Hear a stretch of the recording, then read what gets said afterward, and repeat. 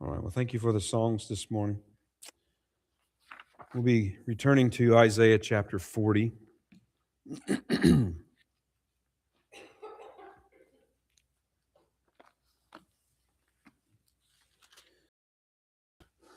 our series through Isaiah, this is now message number 50, Wings Like Eagles. We'll be looking at the remainder of this chapter, verses 12 through 31. So we'll start here by reading verses 12 to 14.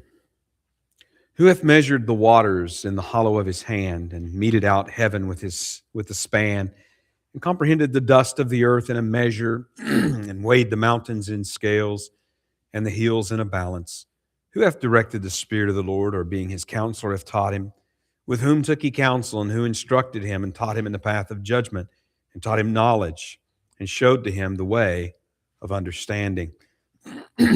So chapter 40 opens up part 2 of Isaiah, and it is this heart-winning message of the coming of the Messiah. Chapter 39, of course, ended with the prophecy of future exile, and chapter 40 opens looking beyond that to the end of the exile, to the far future exile, and that far end with the coming of the shepherd king to Zion.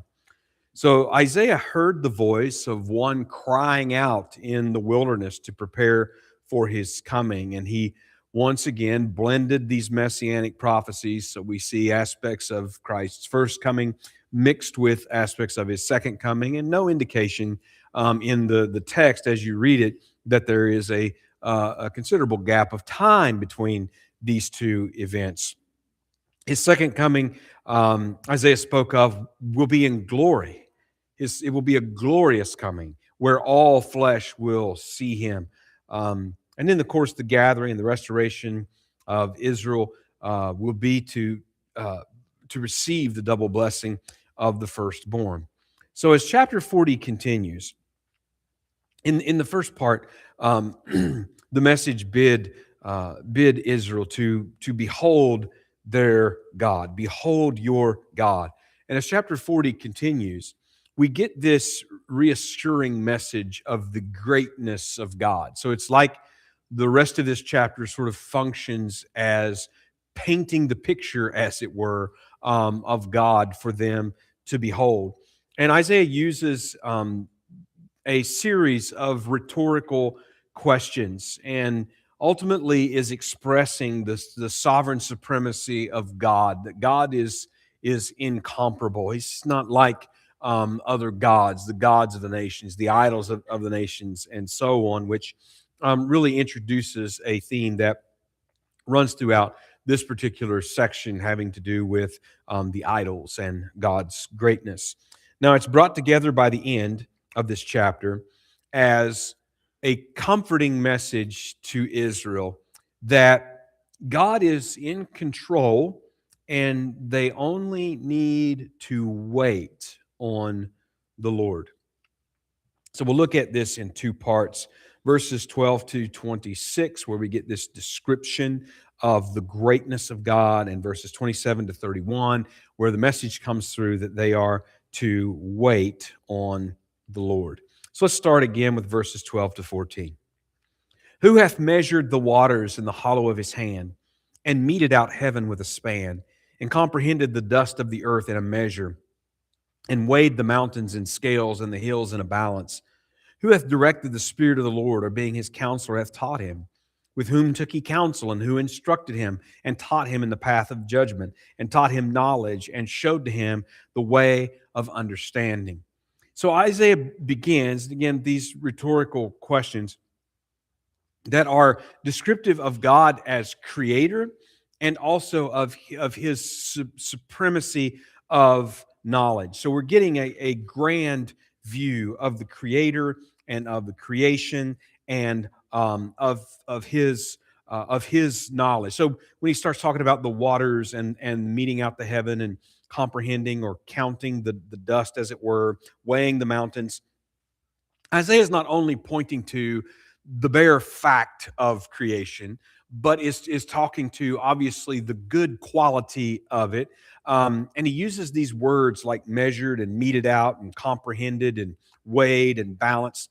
And they all have to do with the arranging of creation, of how everything exists in a direct and perfect proportion that God has ordained and has appointed for it. So there's a proper balance, and there's an equilibrium and a certain proportion to the earth and to the earth's atmosphere and to the universe and all of those sort of things. It really is, when you begin to study those things and to learn about all the different chemicals and everything that makes up the earth and the earth's atmosphere and all the and how that these exist in a perfect balance to support and to sustain human life, and all of the things that we need are provided for us in the creation. So again, he's not just talking about the bare fact of creation, which in and of itself obviously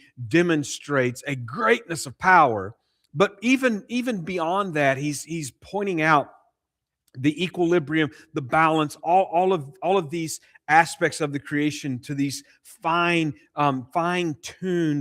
details of the creation. Now, he also is speaking of everything in terms of just immenseness. Everything that he's describing here is put in very large terms. So he describes the waters of the earth as being held in the hollow of God's hand.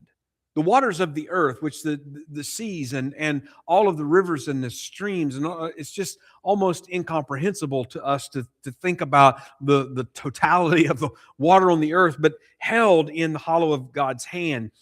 He's meting out the heavens with a span, like he's measuring the heavens that to us are immeasurable with a span. And a span was sort of like a cubit. It was a measure of distance. I think it was like the sort of the distance of a stretched out hand would have been a span. So something like about that distance there. So he measures out the heavens with a span, with the span of his hand, as if it were just nothing or was just very small. So Isaiah is taking these things and sort of putting them in a very exaggerated, I guess, juxtaposition, putting these things together in a very exaggerated way that's expressing just the vastness of the creation of this universe, and yet these things are just but small, just handled in the hands of God. Even some of the Psalms even talk about the very work of his fingers. In other words, speaking of the work of creation down to very, very fine, small details, and even though that it's vast and immense to us. And he asked these questions about who was it that directed the Lord? Who is it that gave God counsel? And this is a place where these verses in particular are very reminiscent of Job. When those questions were asked of Job, if he was the one that counseled God when he created the heaven and the earth and all of those sort of things. And the point of the rhetorical question, of course, is that there is none that counseled God in the creation. There's none that taught him knowledge, that taught him how to create and why to create. And Paul actually quotes this passage in Romans chapter 11 and verse 34. And he does so in a way of essentially applying just a wonder at the wisdom of God, and not only in creation, but in his purpose toward Israel, through which he will bless all nations of the earth according to his promise to Abraham. And so we're getting an emphasis here that the wisdom and the knowledge of God is far exceeding that of the created things. So everything that's created is sort of made very small and almost as nothing in comparison to God. And that's theologically we would speak of that as the transcendence of God, the fact that he is creator and everything else is created. He is not created. He is creator. So he is separate from everything that he has created. And Paul also refers to this verse in 1 Corinthians chapter 2 and verse number 16 in the giving of spiritual wisdom. Let's look at verses 15 to 17, where Isaiah continues to emphasize this transcendence. Behold, the nations are as a drop of a bucket, and are counted as the small dust of the balance. Behold, he taketh up the isles as a very little thing, and Lebanon is not sufficient to burn, nor the beasts thereof sufficient for a burnt offering. All nations before him are as nothing, and they are counted to him less than nothing, and vanity or useless. Now, the nations, of course, have oppressed and afflicted Israel for many centuries. And we know from even just studying the first part of Isaiah that this has happened to them because of their sins, because they have refused to hear and obey the word of God. But nevertheless, the nations are viewed as their enemies and have oppressed and afflicted them for their existence. But all of these nations, though they may be more mighty and more powerful than Israel was, all these nations are insignificant in comparison to God's power and in comparison to God's plan. So whatever the nations are raging and roaring about, and whatever it is that they're plotting and trying to do, that is as nothing to the plan of God. They cannot prevent God's purpose. They can't change God's purpose. They can't do anything against it. And we read about this in places like Psalm 76:10. So the drop of water. So if you have a bucket, and say it's a bucket that has water in it, and what difference does one single drop of water make to that bucket of water? Well, it doesn't make any. And you have balances that you're going to weigh something. And what difference does a particle of dust being added to that balance make? Well, it makes no difference. That's the point that's being made here. And he's focusing on the greatness and the vastness of God, the cedars of Lebanon, the clean beasts of the earth. In other words, the very best that the earth has to offer is insufficient of what God is truly worthy of. And the kingdoms of men, as we see in verse 17, are as nothing. And we can read reinforcement of this in places like Daniel chapter 4 and verse 35 with Nebuchadnezzar, Psalm 62 and verse number 9. The nations of the earth are completely unable to affect, to direct, or to change, or to thwart, or hinder God's purpose. And he goes on here and he begins to speak about the idols, which again, he's going to expand greatly in this section upon idols. But verses 18 to 20. To whom then will you liken God? Or what likeness will you compare unto him?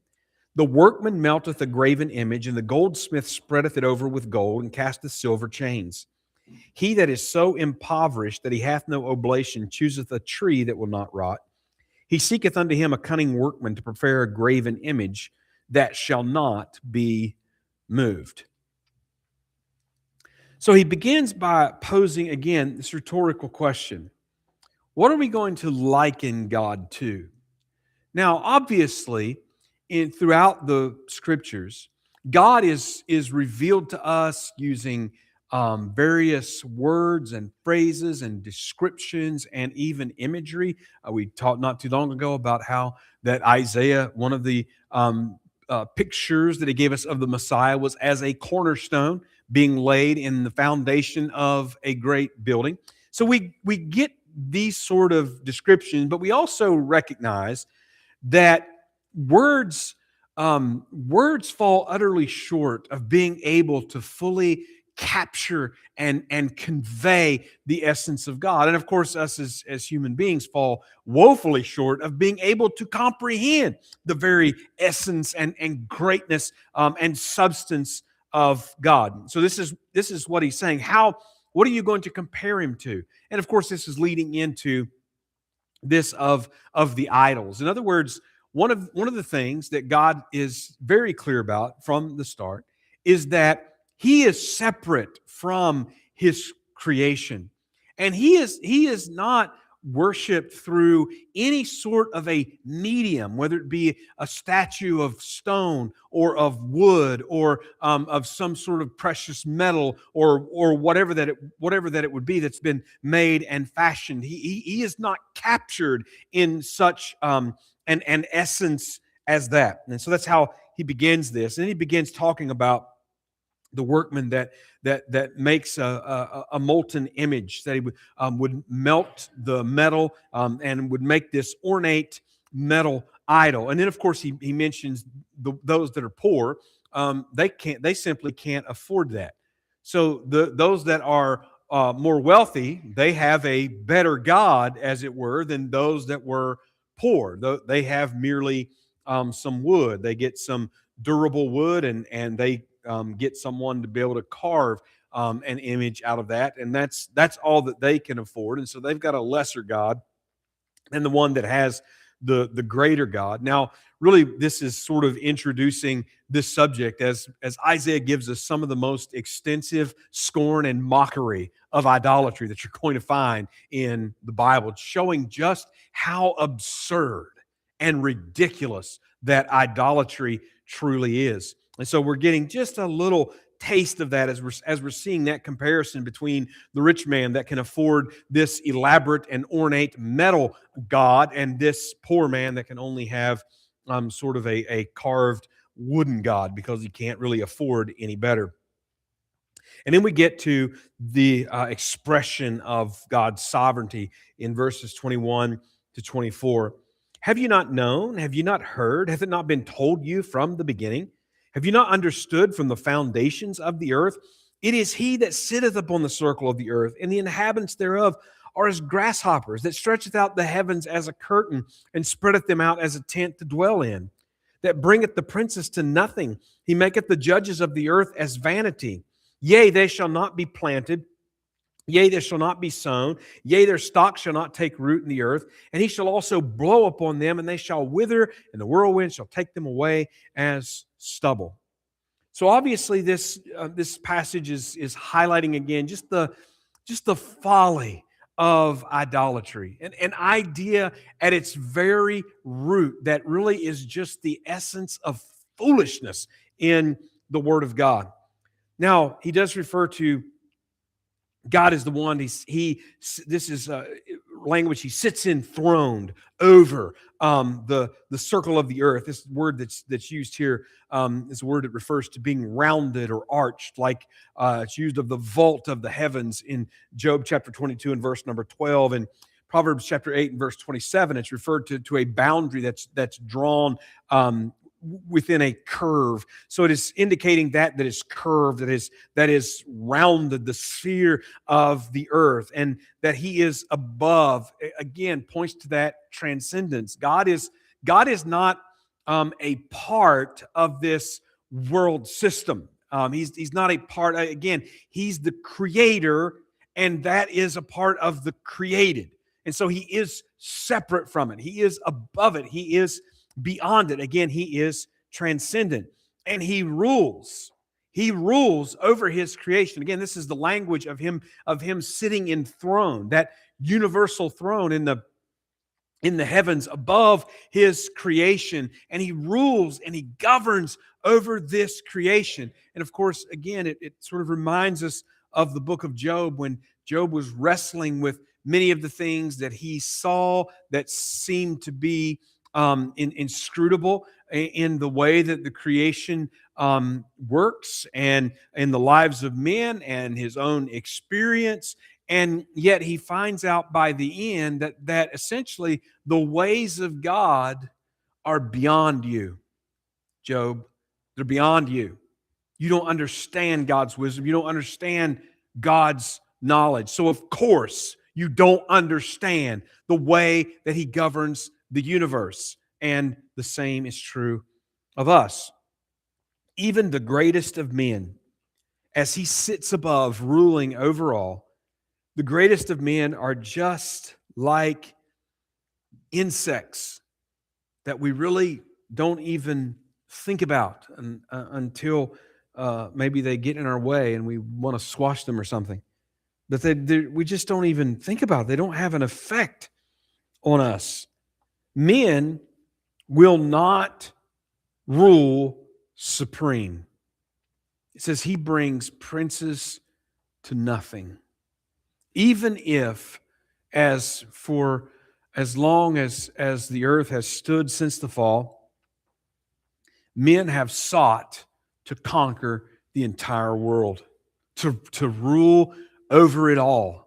And they're still in that pursuit today, though they may have different ways of trying to accomplish that. No man will rule supreme over this earth. Only the second Adam, who is to come, will rule over this creation supreme. But men, even if they achieve greatness of power beyond anything else that has been achieved, they're going to die. It's not going to last. It's only going to be temporary, no matter how long that temporary time may be. What does it say? He's not going to be planted. He's not going to be sown. In other words, he's not going to grow forever. Men may accomplish great things, great fame, and great power upon the earth, but even so, it's not going to last. They will be blown upon, they'll wither away, and they'll be blown away in the wind like the stubble from the chaff. Verses 25 and 26. To whom then will you liken me? Or shall I be equal, saith the Holy One? Lift up your eyes on high, and behold, who hath created these things that bringeth out their hosts by number? He calleth them all by names, by the greatness of his might, for that he is strong in power, not one faileth. So essentially, Isaiah sort of reemphasizes this question. To whom will you truly liken the God of heaven and earth? To whom are you really, truly going to make a comparison to? The stars are not to be worshipped, but they have been made by God. And he points out the fact how that he rules over them in knowing their number and naming them, and again, sitting sovereign over even the stars of the heavens. And so then we begin with verse 27, we begin to start making a turn. So we've had all these rhetorical questions, essentially that have been expressing the greatness of God.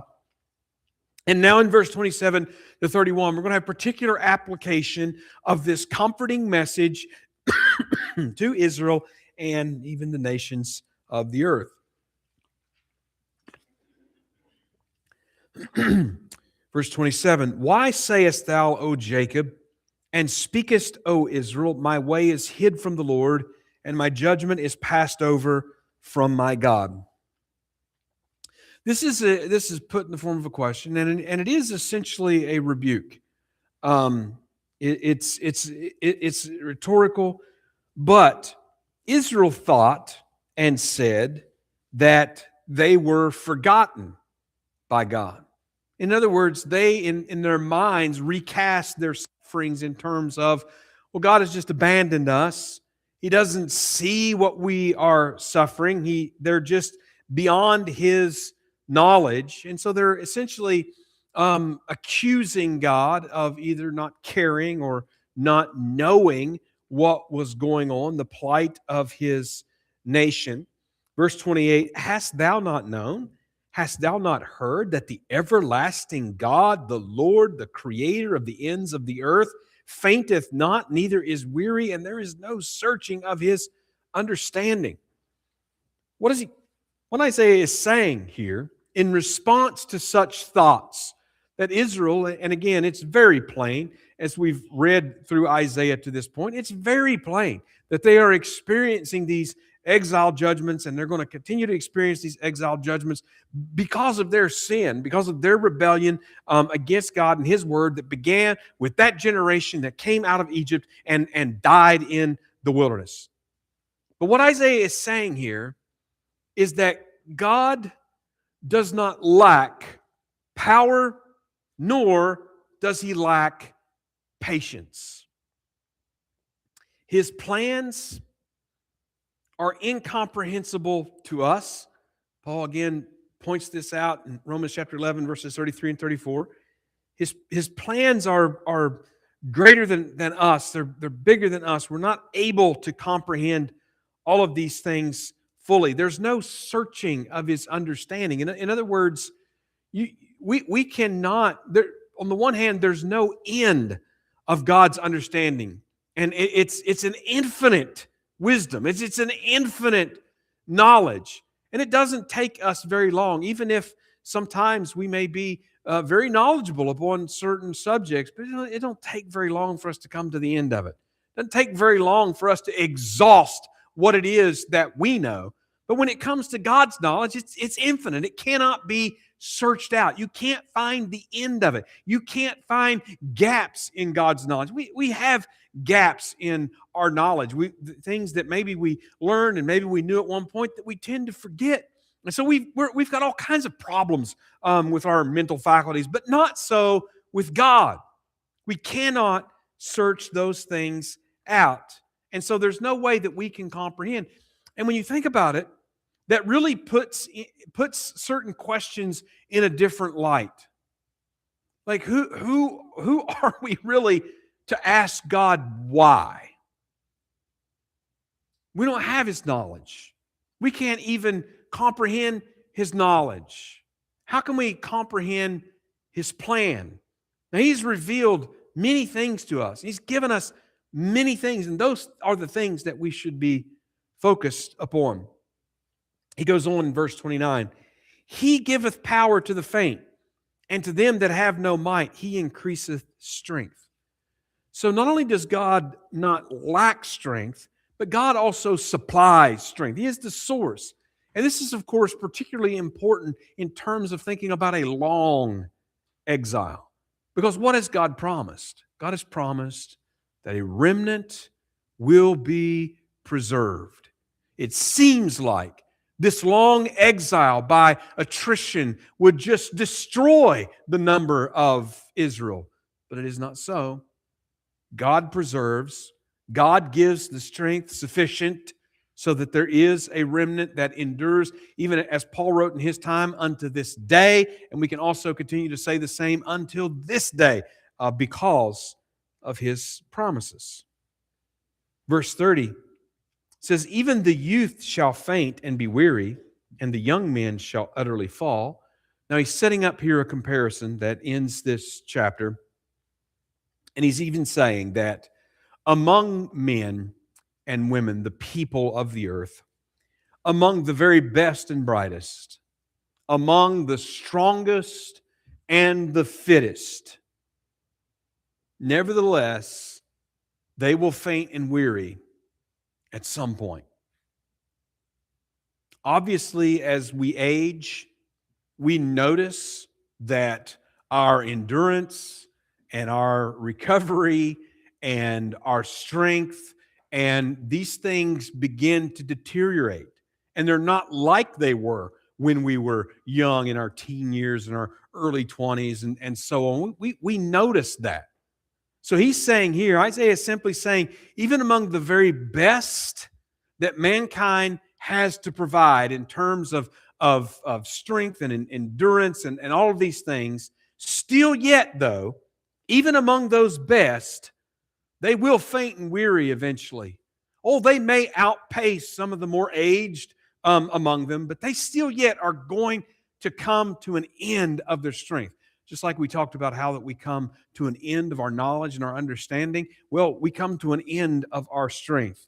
And so that sets up this contrast and this word of comfort that's been built up to over this chapter, verse 31. But they that wait upon the Lord shall renew their strength.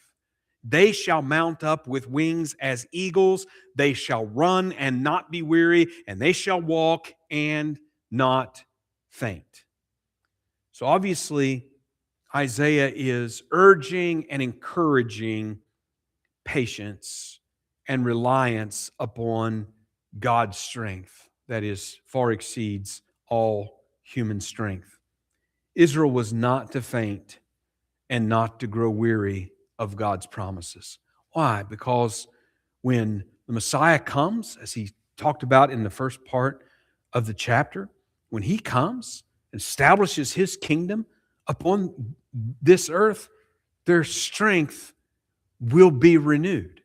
It points to all of these kingdom blessings that we've already talked about, how those that enter into that kingdom, they will live to be very, very old age. And a person that dies at 100 years old will be as an infant dying, and all of that sort of thing. So yes, there is a time coming in the restoration when strength will be renewed, and running and walking without being weary and without fainting. But the overall message is, in light of that, is don't grow weary and faint today. In other words, another way we could put it would be to say, don't give up hope just because maybe your body or your mind is wearing out. Maybe the world just only seems to get worse in your eyes, and it doesn't seem like we're any closer at all to what these descriptions are that we have. Don't give up hope in the Lord. His word is sure. He will fulfill all of his promises. Now, the overwhelming message that is being delivered, this is this comforting message that's to win the heart of Israel. This overwhelming message is that nothing is outside of God's knowledge or control. Now, again, we don't understand, and we can't possibly comprehend how all different events, so many of which, by the way, that we're not even aware of. Oh, we may stay tuned in to the news, and we may know about different events in the world and things that are taking place. And that's just a fraction, a small fraction of what is going on in this universe all the time. So we don't even really know very much about it, but there's nothing that's outside of God's knowledge and outside of his control, and isn't happening according to his determination, and isn't happening to fulfill his purpose. Now, we will continue as we go through Isaiah, and particularly this first part, some of the most profound theological statements about God that we're going to read in these next chapters of Isaiah, pointing out again and again how he is the transcendent creator. He's the creator. He's not created. He is above, and he is beyond. He made everything, and he is not made by anything, but eternally existent. And so this message then is that complements that message of the coming Messiah. And that primary message is again to wait and not give up hope. And we are responsible to do what God has told us to do in his world, and to leave the running of creation to him. That is what our responsibility is. All right, I will stop here and we will close with a hymn.